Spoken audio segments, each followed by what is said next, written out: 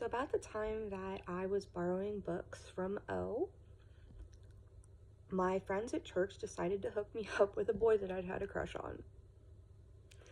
And he was very standoffish. But about a week into us dating, a boy from our youth group died in a car accident on his way to work. And we found that out as we were at the end of a trip going from Ohio to Maine.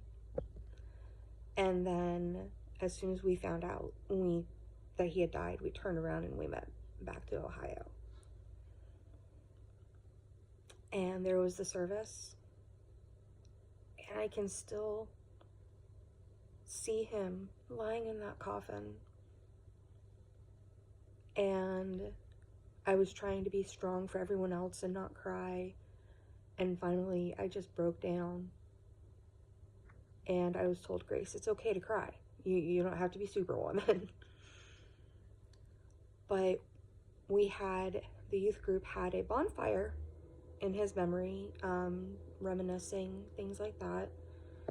And my parents said, okay, well, we need to get home. We're not going to stay here until 2 or 3 a.m.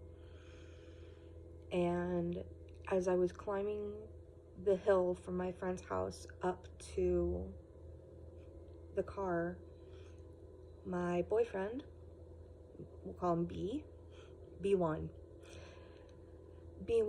came running up to me and said, hey, I don't want to be with you. I want to be with this other chick who's younger and skinnier and prettier than you are. And I looked at him dead in the eye and I said, go ahead. You never wanted to be with me anyway. And before he could say anything, I turned around and I walked up and I got in the car. Between losing my first boyfriend and losing our friend from church, I didn't quite know what to do.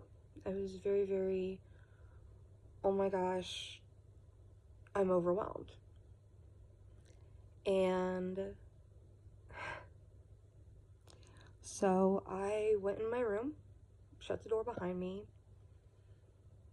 I actually got a thumbtack out of my wall and started pressing it into my skin and cutting myself as much as I could with a thumbtack.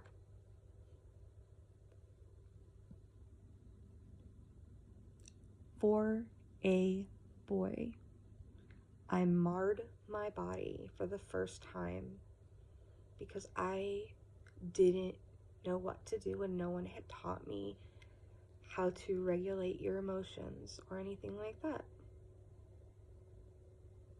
So that was the first time I ever cut. Anyway, next episode coming soon. Bye, everyone.